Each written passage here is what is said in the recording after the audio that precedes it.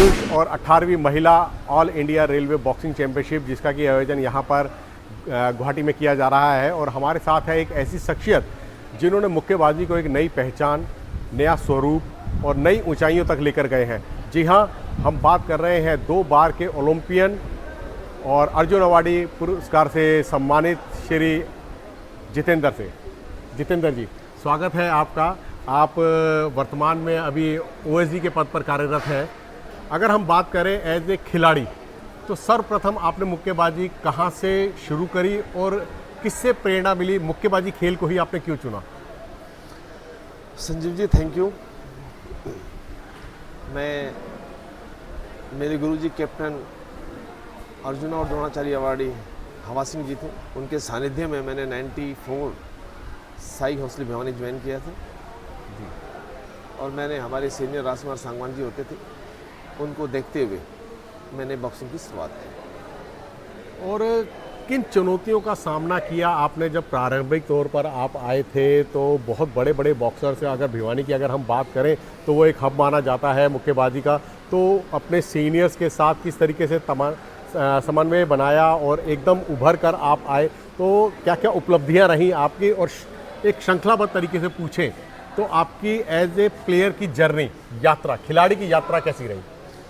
मेरी बहुत कठिन रही, पर मैं एक शुक्रगुजार रहूँगा मेरे सीनियर्स का, जो मेरे स्पारिंग पार्टनर, जिनका मैं स्पारिंग पार्टनर रहा हूँ, उनकी बदौलत मैं अच्छा बन पाया।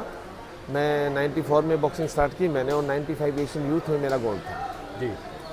उसके बाद 98 Commonwealth games, after 24 years silver medal, 2000 Olympic, 2004। फिर हमने पीछे मुड़ के नहीं देखा, पर फिर भी मैं प्रेरणा स्रोत मेरे सीनियर प्लेयर जो इंडियन टीम में होते थे, शाबिर थापा, गुरुचरण मेरे बेस्टमेट हैं, तो हमारे स्पारिंग पार्टनर बड़े अच्छे थे। तो उनका बेनिफिट मेरे को भिवानी हॉस्टल से भी और वहाँ बड़ा अच्छा लगा। अगर हम बात करें कि आप एक अच्छे मुक्केबाज रहे, मुक्केबाज के बाद आप भारतीय टीम के प्रशिक्षक भी रहे, बहुत समय तक आपने भारतीय टीम खिलाड़ियों को प्रशिक्षित किया, तो मुक्केबाजी से प्रशिक्षक की भूमिका का निर्वाह किस तरीके से किया और क्या आपको चुनौतियां रहीं और क्या एक अनुभव रहा? एज ए प्लेयर तो आप एक अच्छे प्लेयर थे ही, फिर एक प्रशिक्षक की भूमिका का निर्वाह कैसे किया?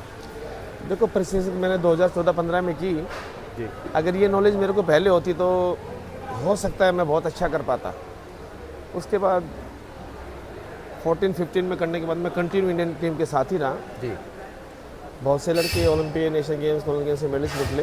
पर जो हम सोचते थे कि as a sports person, coach की भूमिका को हम ये सोचते थे भी ये एंजॉय करते हैं जी। कोच बनने के बाद पता चलता है कि बहुत सी रिस्पॉन्सिबिलिटी होती है। हम किस बच्चे को क्या ट्रेनिंग दे रहे हैं, किसी को पावर की ज़रूरत होती है, कम्बिनेशन की ज़रूरत होती है, तो ये बड़ा टफ होता है। और मैं अपने सीनियर के साथ अच्छा काम कर पाया। अब एज ए प्लेयर और एज ए कोच, इसके बाद अब आप एक बहुत बड़े पद का निर्वाह कर रहे हैं। आप ओएसडी हैं रेलवेज में, एनडब्ल्यूआर रेलवे में आप हैं, तो एक प्रशासनिक अधिकारी का जो अब भूमिका का निर्वाह कर रहे हैं, कैसी चुनौतियां आती हैं?